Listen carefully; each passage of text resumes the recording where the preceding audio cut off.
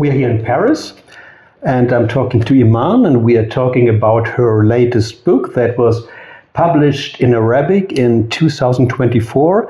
I can't pronounce the title, maybe you should. أغنيات للعتمة. It's my fifth novel.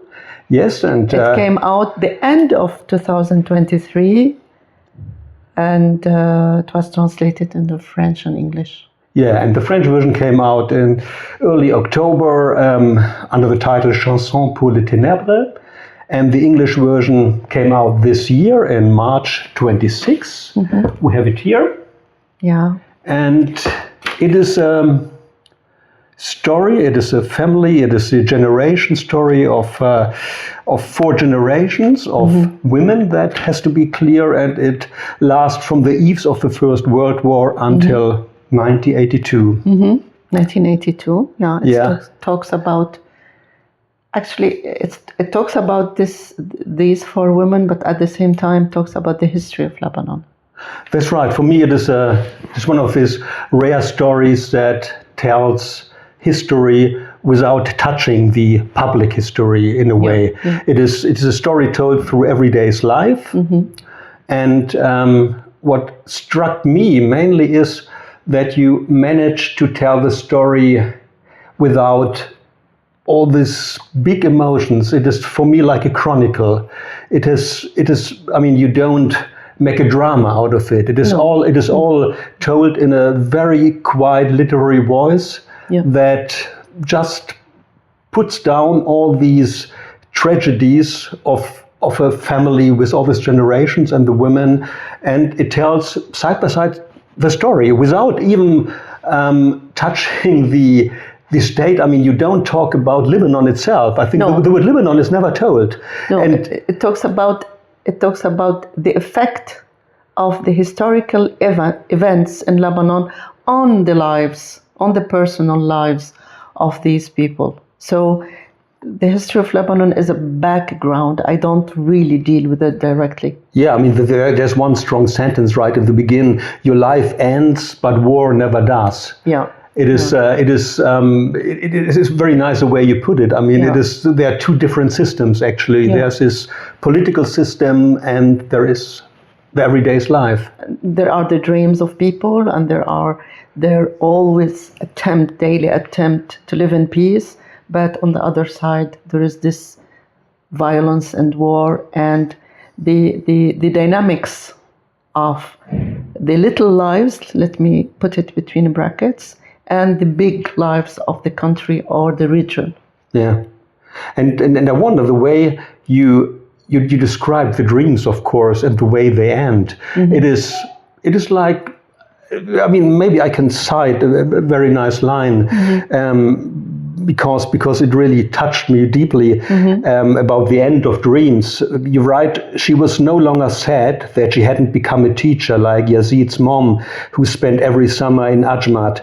With time, her old interests, her dreams and desires faded. Every night, she laid her head down on her pillow and thought about the next day and what she could do to improve her family's life as much as possible." Yeah.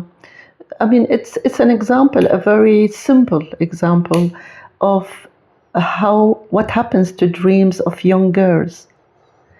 And they get married very young, premature. And their dreams, they are transformed into a dreaming of ameliorating the life of children.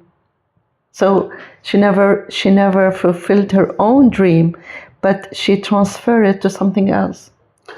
Yeah, and the funny thing is that even the relationship with her husband, then, I mean, it's the same with the dreams. It starts in a promising way, but then it fades away in a way as well. I mean, I think she never hoped that she will have a different life as far as her husband is concerned, because if you remember, she was in love with someone else when she got married. That's right. So she had to marry, because this is how the families see the best for the well-being of the 2 children that her sister had before she passed away. So she feels she has an obligation to do something for the benefit of others, but not for herself. Not for herself. And you describe, I mean, the good thing I think about this novel is that you not only describe the inner perspective of women, but of men as well. For a husband, you write a very nice line, deep in his heart, he admired her, but it was admiration mixed with fear. Yeah. And this says everything in a way about how the relationship in the end... yes, it says a lot about the fear of men, or let's say the masculine, I want to call him, the fear of the masculine from the feminine, from the capacity and power of the feminine that it never shows. I mean, it's hidden, it's invisible, but it's there, and the masculine can feel it. Yeah. So this fear is expressed by suppressing this power of the feminine. Exactly, and what I had in mind at the same moment is that this fear is for me the same fear that takes place in politics as well with men. Yeah. And what is working in the private, in the family, is then brought to the state system as well. Exactly. It's a little example, and this example is, you can see it upward. Exactly, and this is fantastic because the microcosmos of the family is more or less what then happens within the state building of the macrocosmos, and that's. I mean, that's what, when we want to talk about patriarchy, this is what we mean. Yeah. There is the patriarchy in the family, and then up there, it's the same mechanism of ruling. Yeah. The president of the nation, or the head of the tribe, or it's the same relationship. Yeah. And especially in places where there is not democracy, of course. Exactly. And what really struck me is that you write in this very quiet tonality. You are not activistic in your sound of language like many other women authors who have this activist tonality that somehow takes away all the diversity of the text. Yeah. So it is still you tone it down, and I wonder how you manage it, because there's all this frustration in this text, but you don't express it in an aggressive way, which really surprised me. Well, I don't believe that literature, good literature, to go in harmony and in marriage with activism. Yeah. Literature should stand on its own. Yeah. And within it, we can send messages as writers, and we can say our point of view. Activism, for me, it's more political. I am a feminist, but in writing, whenever a writer says, hey, I'm a feminist, and feminism says so and so, this is not literature anymore.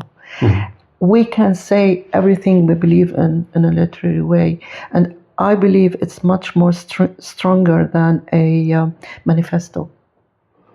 Yeah, I agree. I mean, when I look at Chimamanda Ngozi's last novel, the famous author from Nigeria, this was an activist text, and it really... It dropped me out. I couldn't stand it, because it was so full of accusations, full of aggressions. It took away all the diversity life is in the end. And with activism, you have to be direct. While to be direct in literature, you are taking away the soul of creativity. This is how I see the literature I really love, is a literature that tells everything without pointing the finger and say, hey, listen, that's what I mean. No, the reader must understand what I mean. Yeah. In my writing in a literary way. Yeah. Yeah, and of course the book shows it, and the book tells the story in a way. I mean, always when your personal, this 4 generations start to build an identity, it is taken away the next moment. It never develops into a full personality, which is completely sad. And of course, the same goes without telling it with a country. I mean, you exactly. never. And this is Exactly, especially Lebanon. Exactly, yeah. Lebanon is a country, but it has never attained the stage of being a nation. It is a country, but it's not a nation. I mean, a country in the sense that it has its own constitution, there is a government, there is a parliament, but never we had something called citoyenneté. I'm saying it in French, like the belonging of a Lebanese is not to his or her state. It is either to his or her community or to his or her religion, but never to the state. And this it is a significant of what has been happening to Lebanon since 1970. But why is it like this? Because the West perceives Lebanon always as the big promise, the big. I mean, that is almost funny if you read Western literature. Lebanon, it always miracles in a way that this is the big hope for the Arabic world, but it never fulfilled it in a way. Not only for the Arabic world, I think Lebanon as an idea is for the whole world, because Lebanon as an idea is a place of living together of 18 communities, living together in peace, but not because of the diversity that Lebanon failed to be a nation. No, not because of the 18 communities, because the politicians used this diversity for their own interest, and instead of developing this sense of citoyenneté that I'm talking about, they developed their own interest by clientelism. So if I'm a Druze, I should go to the leader of my community to find me a job. Yeah. If I'm a Christian or a Catholic or an Orthodox, the leader of this community will serve the interest of his community, and he will be in charge of the community. And this really, they became mediators between the state and the people. Never a state became a place where all the Lebanese belong to. Yeah. There is always a mediator between. Yeah. And during the war, when the war started, the state became weaker and weaker and weaker. And the same as what you are telling me, that also the projects of each person in Lebanon vanished. You can see since 1970, the percentage of migration of the Lebanese has been 4 or 5 or 6 times more than before. Wow, this is a lot. And this due to, there is, for example, when I go to Lebanon, I should solve my problems as a person. Electricity, water, internet, anything. Even the services that usually in the West, it's the state who offers, who provides. Mm-hmm. In Lebanon, each person should find his or her own little kingdom or place to have all these services. Yeah. Yeah, and this is what your book is telling as well. And it tells it in a transgenerational way, and how traumas, of course, are transferred always to the next generation as well, and how, I mean, how limited you are in the end to decide freely where to go. Yeah, with the first, second, third generation, it was this because also we shouldn't forget that the age also of the country is too young. I mean, the independence took place in 1943. So there is always a parallelism in the book between the characters, their youth, and this youth never attained the fulfillment of the dreams, and the youth of the country that never attained the fulfillment of a dream of becoming for everybody. Yeah. So there is this parallelism that's invisible in the book, actually. Maybe you cannot, it's intangible, not invisible. It's true. It's true. You cannot touch it, you cannot say, here, but it exists all the way through the novel till the end. That's right. And in the last generation, the woman who is, the last daughter, who is, of course, reflecting, who is the first generation who is trying to put it all together. This is more or less, I think, the hope that art and literature is... because she's the writer. Exactly, she's a writer. And this is in your way, I guess, the hope for the future to bind it all together and through that... having a therapeutic process, not only within the family, but of course with the country as well. Yeah, but because it reminded me, we had a book in our program, Cursed Daughters, by a Nigerian female writer who is telling a very similar story about Nigeria. She's telling over generations the same, not the same of course, but a similar story of how difficult it is to get out of this transgenerational traumatized patterns and that it needs in the end, and she's doing the same through the writing process of the last generation. You overcome some of these. Exactly. Writing is not only archiving the lives of others. Exactly. It's not only archiving the life of the country. It's also doing something to yourself. When I write such a book, I write it for myself at the first degree. To understand, remember, know, and transmit for my daughters. The people around me. And through this process, a lot of changing takes place. Of course, it does. Not only to me, also to the others. And this is the only way that, you are giving this example of the African writer. All over the world, especially those who migrated from their countries and who live abroad and who write, writing became a way of saving memory.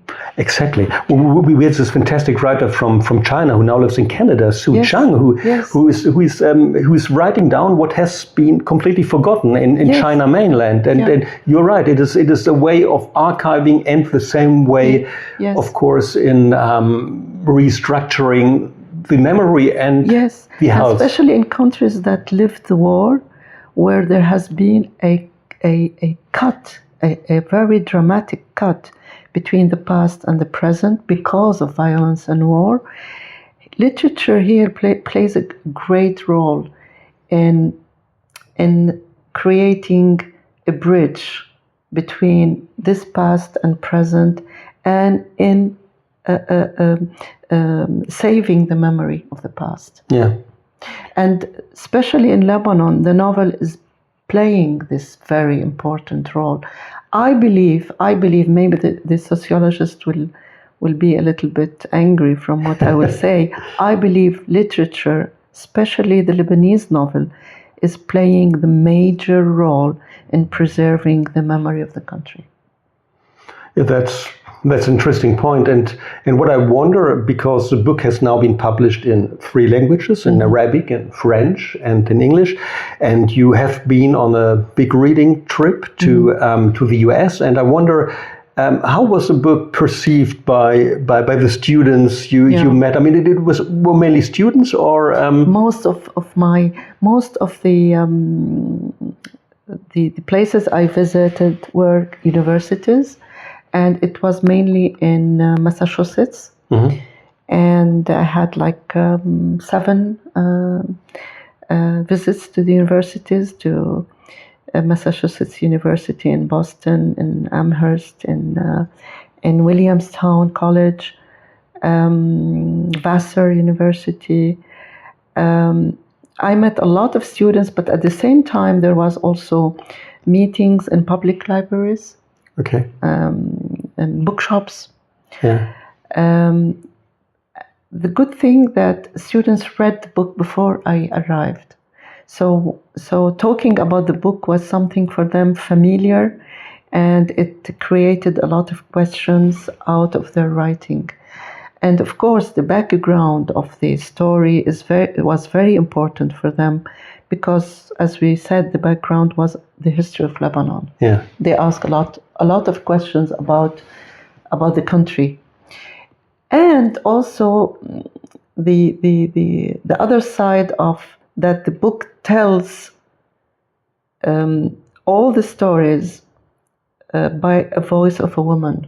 Mm-hmm. So this feminist side of the book, it really encouraged students, not only girls, also the boys, to ask questions about the life of women in Lebanon and in the Arab world.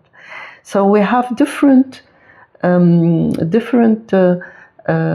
levels of questions, different angles, different dimensions, and many even teachers came and bought the book for their wives.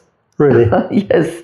I found this very interesting, that men teachers said, please don't dedicate it for me. I want my wife to read it, which his wife wasn't present, because he was teaching there.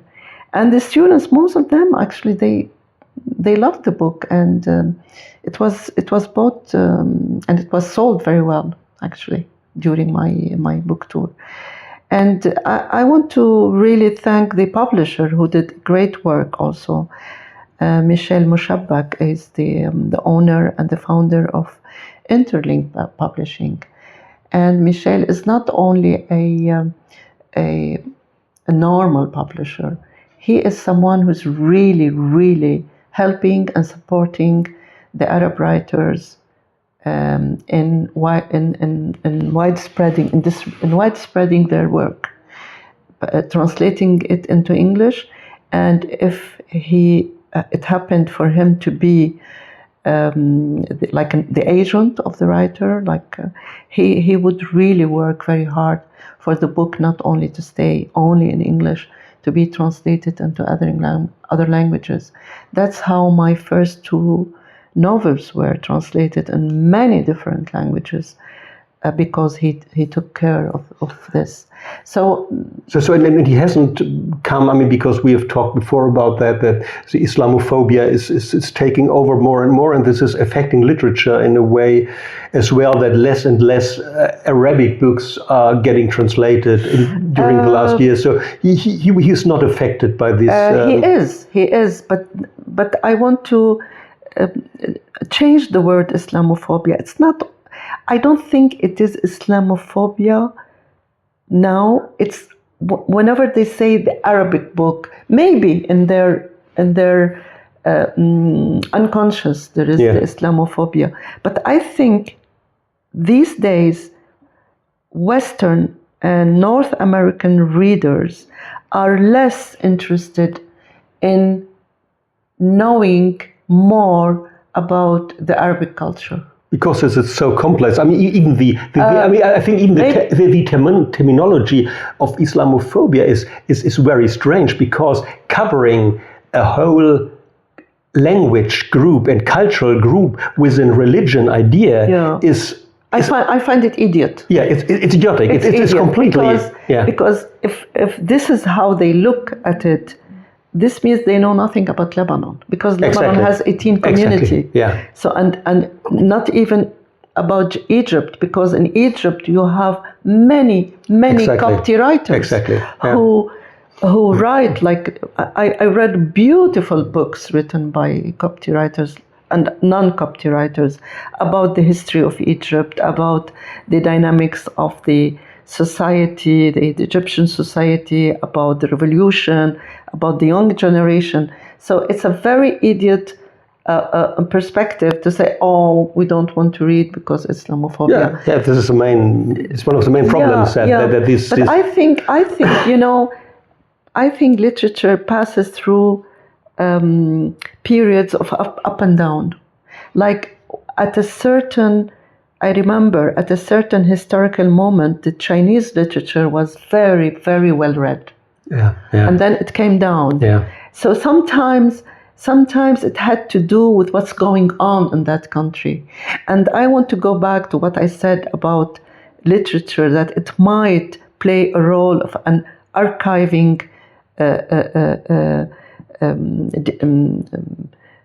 mechanism for what's going on in the country. The Lebanese novel played this role at the beginning of the Civil War. And I remember in 2003, when I came to France to celebrate in 2004, it was January 2004, to make also a book tour concerning my first novel that was translated into French. And I found out tens of Lebanese novels that have been translated that year. I think there is this kind of curiosity to know what's going on in this country. And that's why you see, but now this curiosity is much, much less in Europe and in the US. And what we need is good publishers, good free press, really free, not... taken, politicized, to look at the text from a literary perspective. Yeah, this is the main problem, that you always have your concept in your head, and you're starting to read with this concept without actually reading the text. Like one time I was in a gathering, and there were people sitting, and somebody mentioned a Syrian novel, and the reaction said, 2 or 3 said, "Oh, not anymore. We read a lot of Syrian." So, it's but there is the text, there is a book, and let's look at it within a literary perspective. Is it a creative work or not? Though the novel plays as a role of a sociological document, we shouldn't forget the literary side of it.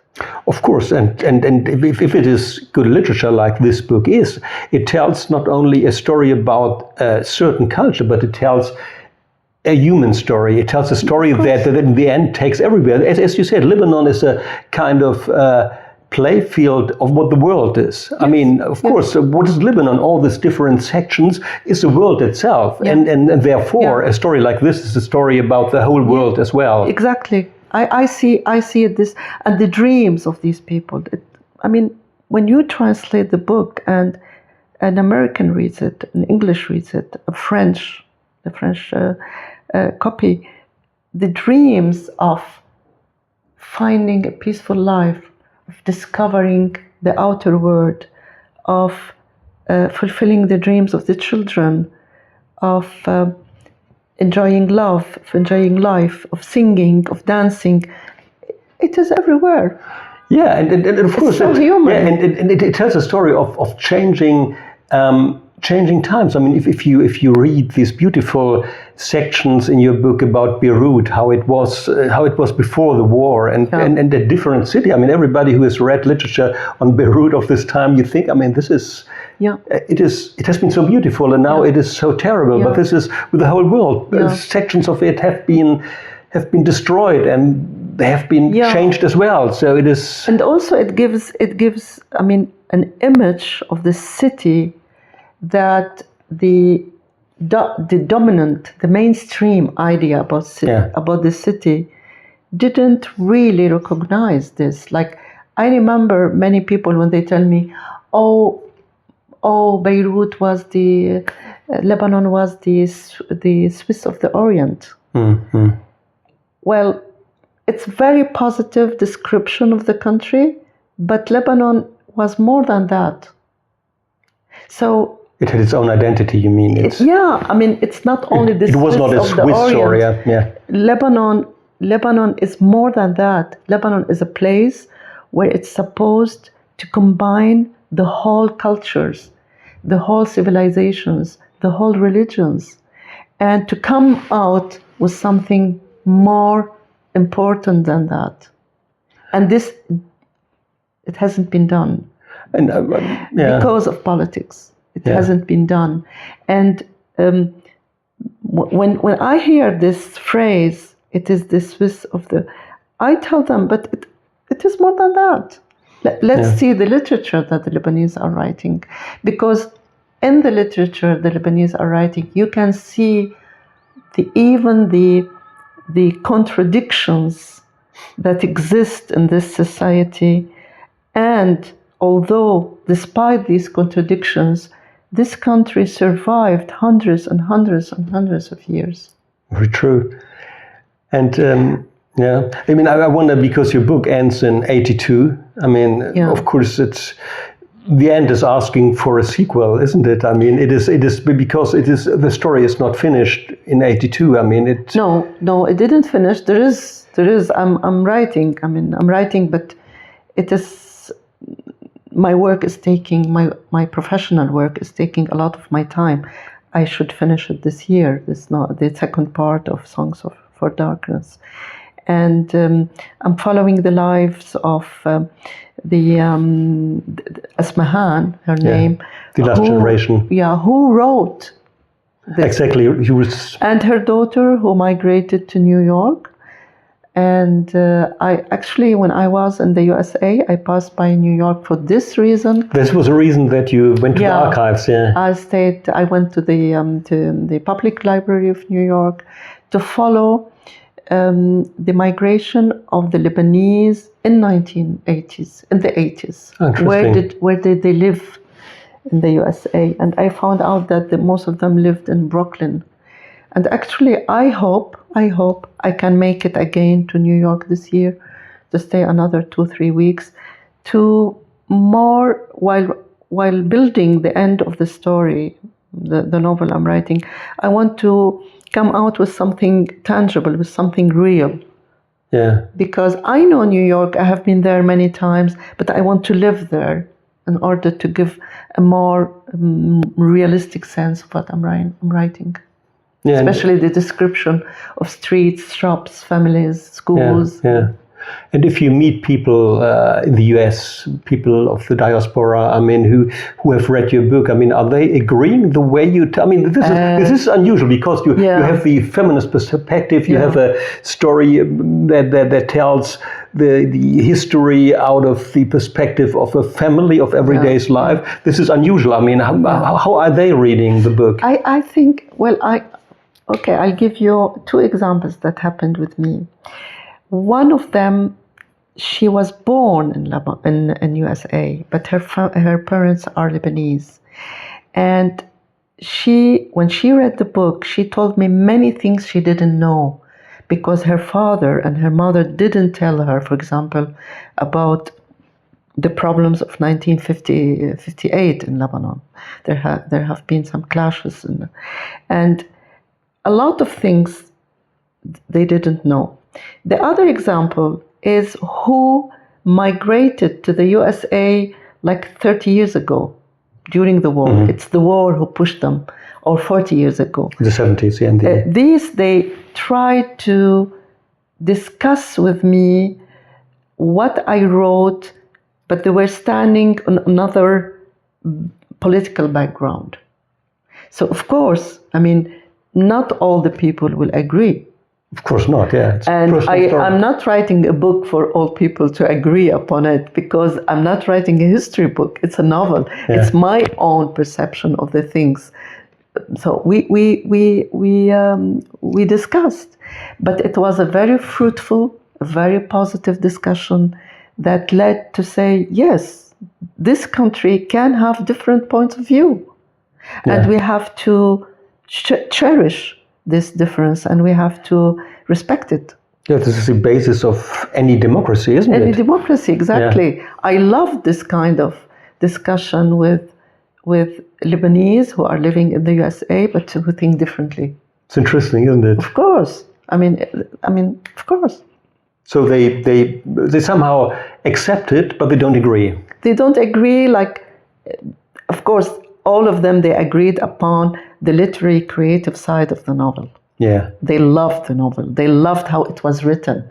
But when it comes to mentioning certain historical events and how they were presented in the novel, they would say, Oh, really? It's like that? Of course, because it's novel, about fact checking, yeah. It's of course because the events are real, but for example, if you want to go deeper, Lebanon all during the age of this country, very young country, which is called Lebanon since 1943, you have different political parties who represent different political views.